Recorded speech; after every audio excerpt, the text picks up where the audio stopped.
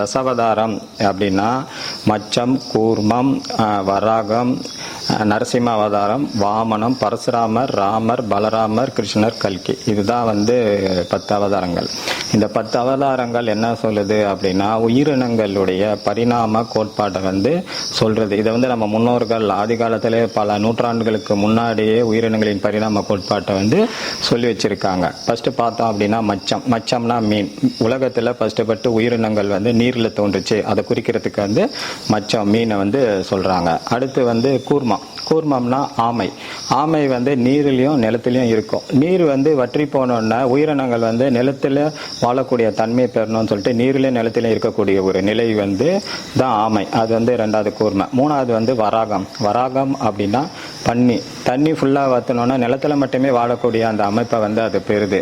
So இது வராகம்ன்றது பன்னி. அதுக்கு அடுத்து பன்னின்றது ஒரு விலங்குக்கு அடுத்து என்ன அப்படின்னா நரசிம்மம் அவதாரம் அப்படின்றது மனுஷனுடைய உடல் விலங்கு, அதாவது சிங்கத்துடைய தலை. விலங்கும் மனிதனும் சேர்ந்த ஒரு நிலை தான் நரசிம்ம அவதாரம். அடுத்து வாமன அவதாரம்.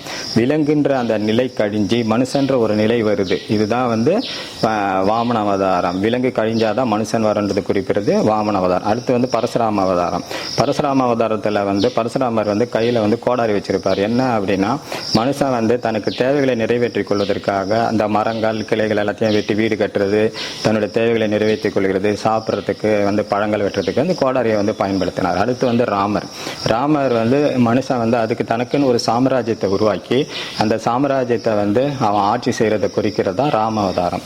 அடுத்து பார்த்தீங்க அப்படின்னா பலராமர் அவதாரம். பலராமர் கையில் கலப்பை இருக்கும். அது என்னன்னா மனுஷன் விவசாயம் செஞ்சு சாப்பிட்றதுக்குரிய அந்த விஷயத்தெல்லாம் ஏற்படுத்திக்கிறான்.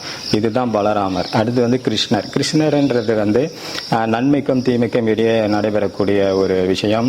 ஒருத்தரை கெடுக்கிறது, கெடுத்தவங்களை அழிக்கிறது, தர்மத்தை நிலைநாட்டுறது எல்லாத்தையுமே சொல்றது கிருஷ்ணர் அவதாரம். கடைசியில பாத்தீங்க அப்படின்னா கல்கி அவதாரம். கல்கி அவதாரத்தில் ஒரு குதிரையுடைய 2 கால் கீழே இருக்கும், 2 கால் மேலே இருக்கும். அதாவது பூமியிலேருந்து மேலே வானத்துக்கும் பிரபஞ்சம் ஃபுல்லாக போகிறதுக்கும் மனுஷன் விண்கோள்கள் அனுப்புறது அப்படின்றத குறிக்கிறதுக்கு தான். அதான் வானத்தில் வான ஊர்திகள் பறக்கிறது, பிளெயின், ராக்கெட் இதெல்லாம் விடுறது எல்லாமே அந்த கல்கி அவதாரம் குறிக்கிறது. இதுதான் இந்த 10 அவதாரங்கள். இந்த 10 அவதாரங்கள் உயிரினங்களுடைய பரிணாம கோட்பாடை சொல்லுது.